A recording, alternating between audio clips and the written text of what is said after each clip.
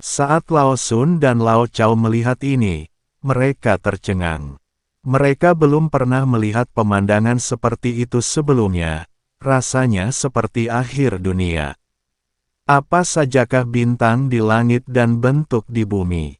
Apa sebenarnya isi orang ini? Pedang kental itu sepertinya memiliki kekuatan ras manusia, ras iblis, dan ras binatang. Apakah itu kekuatan dari 3 ras? Dan api itu, sebenarnya ada aura api iblis di dalamnya. Mungkin ada banyak jenis api. Mungkinkah semuanya dibudidayakan oleh orang ini? Mata Lao Chao membelalak dan dia terlihat tidak percaya. Setelah kata-katanya jatuh, tubuhnya seperti bola meriam, mundur dengan cepat tanpa ragu-ragu. Ketika Lao Sun melihat ini, dia segera mundur. Tak satu pun dari mereka meremehkan Chen Ping, biksu tingkat 7 di alam kesengsaraan. Terutama Lao Chao, yang mengutuk dalam hatinya, dia mungkin saja melarikan diri bersama Master Sekte Zhou sekarang. Siapa yang tahu bahwa Chen Ping ini, yang hanya berada di alam kesengsaraan tingkat ke-7, dapat meledak dengan kekuatan yang tak terbayangkan ini. Berdengung. Tiba-tiba, dunia seakan diatur ulang dan dikembalikan ke keadaan semula dalam sekejap. Bintang-bintang hilang, begitu pula grafik Bagua di lapangan. Chen Ping memuntahkan seteguk darah dan perlahan jatuh.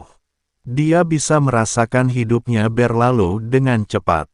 Mata Chen Ping mulai kabur, dan masa lalu terus terlintas di benaknya. Tetapi ketika mata Chen Ping perlahan tertutup dan jiwa di dalam tubuhnya mulai meninggalkan tubuhnya, cahaya putih muncul. Cahaya putih tampak berkedip tiba-tiba, dan setelah cahaya putih menyala, seorang pria parubaya muncul di depan Chen Ping. Satu tangan dengan lembut mengangkat Chen Ping. Saat cahaya lembut menyelimuti tubuh Chen Ping, jiwa yang meninggalkan tubuhnya kembali ke tubuh Chen Ping. Lao Chao dan Lao Sun menatap kosong ke arah pria parubaya di depan mereka, keduanya tercengang. Karena mereka tidak menyadari bagaimana orang ini muncul, sepertinya dia tiba-tiba muncul di hadapan mereka begitu saja. Anda harus tahu bahwa mereka adalah biksu tingkat 4 di alam Mahayana. Tidak peduli seberapa cepat mereka tetap dapat melihat petunjuknya. Tapi pria parubaya di depannya tidak tahu bagaimana dia muncul. Siapa kamu? Lao Sun bertanya pada pria parubaya itu. Pria parubaya itu membelai rambut berantakan Chen Ping, lalu memandang Lao Sun dan Lao Chao dan berkata, "Kamu tidak pantas mengetahui siapa saya." "Sial, kamu cukup keren." Ketika Lao Sun mendengar ini, dia segera mengerutkan kening, dan kemudian aura menakutkan menyapu pria parubaya itu seperti aliran deras. Pria parubaya itu tidak bergerak, tetapi aura menakutkan itu menghilang tanpa jejak bahkan sebelum dia mendekat. Lao Sun tertegun dan menatap pria parubaya di depannya dengan tidak percaya. Pada saat ini, Lao Chao telah melihat kekuatan pria parubaya itu, dan berkata dengan wajah jelek, "Matahari tua, ayo pergi." Setelah mengatakan itu, Lao Chao melompat dan hendak pergi. Tapi saat Lao Chao baru saja melompat, dia tiba-tiba terjatuh seketika seolah-olah dia dihalangi oleh sesuatu. Ketika Lao Sun melihat ini, dia juga mencoba untuk mundur, tetapi dia menemukan bahwa dia hanya dapat mundur 3 langkah. Setelah 3 langkah, tidak peduli seberapa keras mereka berusaha, mereka tidak dapat bergerak sama sekali. Saat ini, keduanya ketakutan. Anda harus tahu bahwa pria parubaya di depan mereka tidak bergerak dari awal hingga akhir, tetapi mereka tidak bisa pergi. Tuan Si, pada saat ini, Chen Ping perlahan membuka matanya dan menatap pria paruh baya di depannya sambil tertawa. Tapi setelah mengucapkan 3 kata Tuan Si, saya menutup mata lagi. Lao Chao dan Lao Sun mengerutkan kening, dengan putus asa memikirkan siapa Tuan Si. Tuan Si membaringkan Chen Ping di tanah dan kemudian secara resmi memandang Lao Sun dan Lao Chao. Wajah Tuan Si tanpa ekspresi, dan matanya tidak mengandung emosi apapun.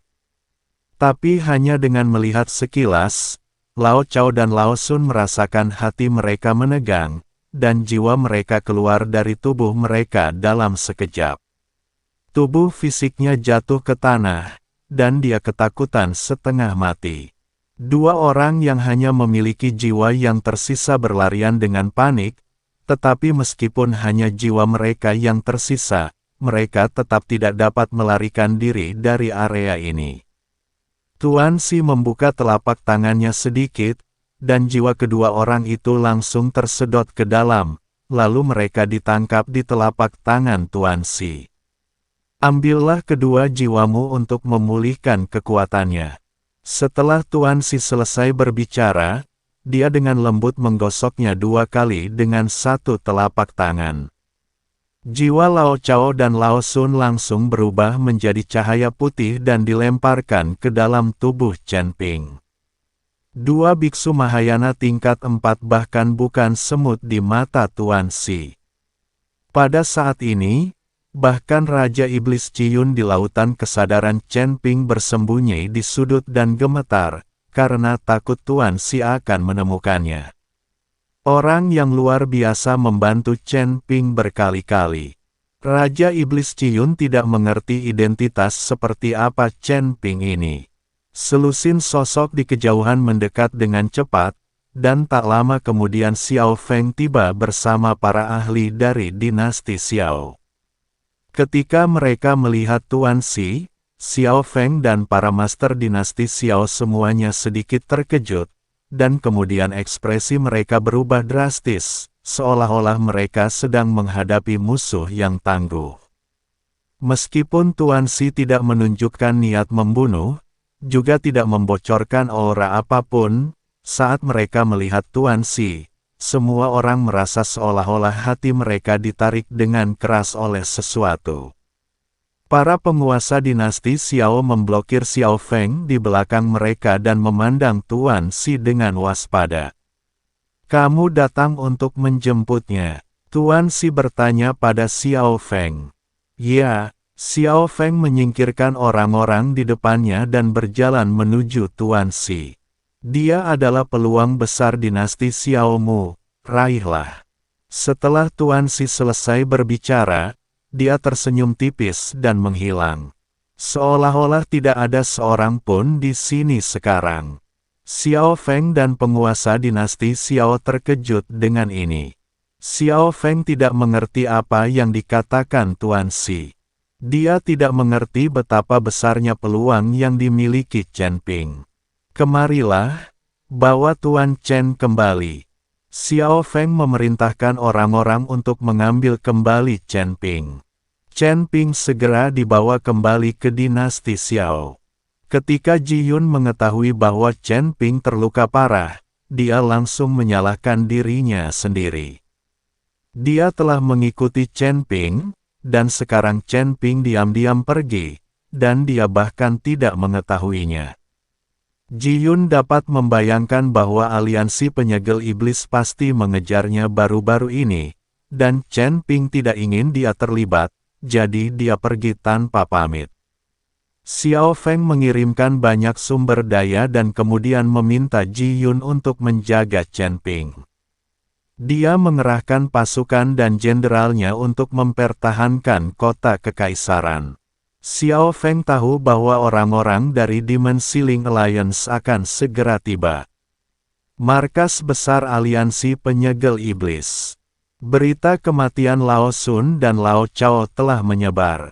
2 biksu Mahayana tingkat 4 meninggal seperti ini. Ini memang sedikit mengejutkan semua orang di aliansi penyegel iblis. Pemimpin, Orang-orang dari dinasti Xiao akan segera tiba, dan tidak ada kesempatan untuk membunuh Chen Ping. Aku sudah menyuruh mereka pergi, tapi mereka tidak mendengarkan sama sekali. Mereka ingin mendapatkan busur Raja Dewa di tangan Chen Ping. Pada akhirnya, saya dikepung dan dibunuh oleh orang-orang dari dinasti Xiao. Untungnya, saya bereaksi cepat dan melarikan diri kembali bersama kedua murid saya. Pemimpin Sekte Zhou mengikuti Zhuo Tianzeng dan membicarakan situasi hari ini. Faktanya, pemimpin Sekte Zhou bahkan tidak tahu tentang kematian Lao Sun dan Lao Chao. Dia hanya mendengar tentang mereka setelah kembali ke markas Demon Sealing Alliance. Setelah mendengar bahwa Lao Sun dan Lao Chao telah meninggal, Master Sekte Zhou masih bersyukur untuk waktu yang lama. Namun dia juga tahu bahwa dia harus melaporkan setengah kebenaran dan setengah kebohongan ini. Kalau tidak, jika dia kabur secara pribadi, dia pasti akan dihukum. Zhou tua, kamu pasti rakus akan hidup dan takut mati, dan memintanya kembali secara pribadi, yang menyebabkan kematian tragis Lao Sun dan Lao Chao. Kamu sama sekali tidak setia pada Demon Sealing Alliance. Seseorang dengan marah kamu kentut, aku setia pada aliansi penyegel iblis, kalau tidak aku tidak akan pergi ke dinasti Xiao untuk menyatakan perang. Mengapa kamu tidak pergi jika kamu memiliki kemampuan? Jika kamu pergi, kamu mungkin sudah lama mati di dinasti Xiao. Pemimpin Sekte Zhou berteriak dengan marah. Dia tidak akan mengakui bahwa dia rakus hidup dan takut mati, dan tidak setia kepada Demon Sealing Alliance. Oke, Zhuo Tianzeng melambaikan tangannya, dan semua orang langsung menutup mulut. Meskipun kematian dua biksu Mahayana tingkat 4 memang merupakan kerugian bagi aliansi penyegel iblis, hal itu tidak akan membuat Zhuo Tianzeng marah. Penatua Chu, bagaimana kabarmu dengan urusanmu? Zhuo Tianzeng bertanya. Pemimpin, sudah diatur. Xiao Jian dan orang-orangnya telah menuju ke kota kekaisaran dinasti Xiao. Semua penguasa alam Mahayana di dinasti Xiao telah dipanggil ke kota kekaisaran dengan tujuan untuk menghadapi aliansi penyegel iblis kita. Kata Penatua Chu. Zhuo Tianzeng tersenyum tipis, itu bagus. Jika kita menangkap semua penguasa dinasti Xiao, maka seluruh dinasti Xiao tidak akan mampu lagi melawan. Setelah mengatakan itu, Zhuo Tianzeng memandang Master Sekte Zhou dan berkata, Master Sekte Zhou, Anda telah membuat pencapaian besar dengan pergi ke dinasti Xiao kali ini, dan Anda juga mengetahui sesuatu tentang dinasti Xiao, jadi saya ingin Anda memimpin orang untuk menyerang dinasti Xiao. Semua orang siap membantu Anda, tetapi Anda harus mengalahkan dinasti Xiao.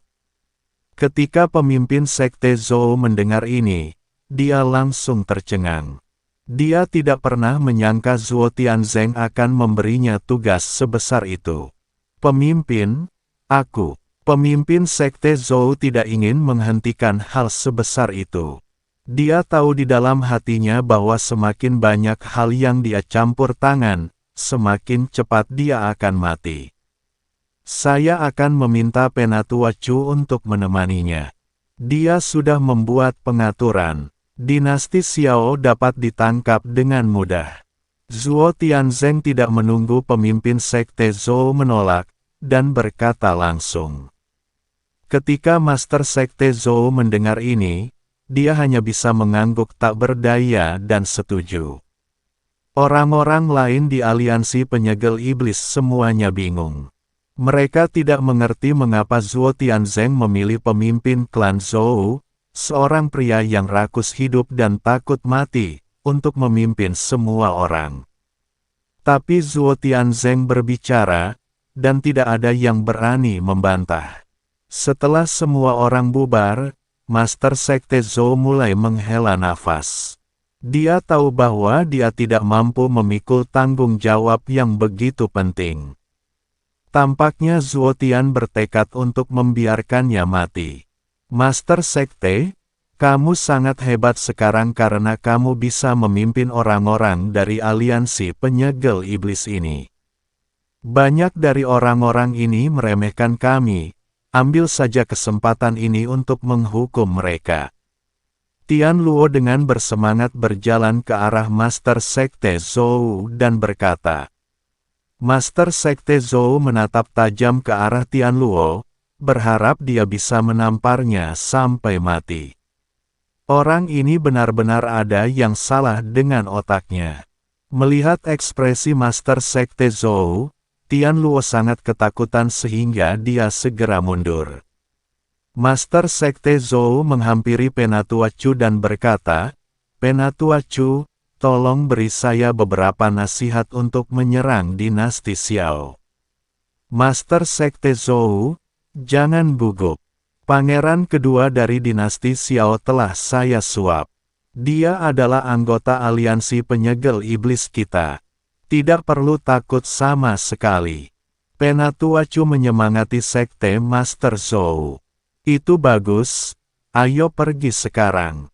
Pemimpin Sekte Zhou menghela nafas lega, dan kemudian memerintahkan semua orang di aliansi penyegel iblis untuk berangkat. Aliansi penyegel iblis mengirim ratusan orang, dan ada hampir 100 orang di alam Mahayana saja. Hanya saja alam Mahayana ini hampir semuanya adalah pembudidaya setan. Hampir semua pembudidaya setan yang dilatih oleh aliansi penyegel setan selama bertahun-tahun telah dimobilisasi. Ratusan orang menuju dinasti Xiao dengan perkasa. Pada saat ini, Xiao Feng juga mengerahkan pasukannya. Ada ribuan penjaga di seluruh kota kekaisaran, dan ada lusinan guru Mahayana yang dipanggil dari seluruh penjuru. Pangeran, semua guru Mahayana yang dipanggil dari berbagai tempat telah tiba. Hanya orang-orang dari kota Changlang yang belum datang. Yu Wenqiang berbisik pada Xiao Feng. Kota Changlang hanyalah kota perbatasan kecil, dan mungkin tidak banyak ahlinya. Datang atau tidak, ketika Xiao Feng mendengar ini, dia melambaikan tangannya dan berkata, ia tidak menyangka bahwa orang yang menjaga kota Changlang adalah saudara tirinya, dan ada puluhan guru Mahayana di kota Changlang. Inilah kekuatan yang dikembangkan Xiao Jian setelah menjaga kota Changlang selama bertahun-tahun. Pada saat ini, Xiao Jian juga bergegas ke kota kekaisaran bersama para master dari kota Changlang.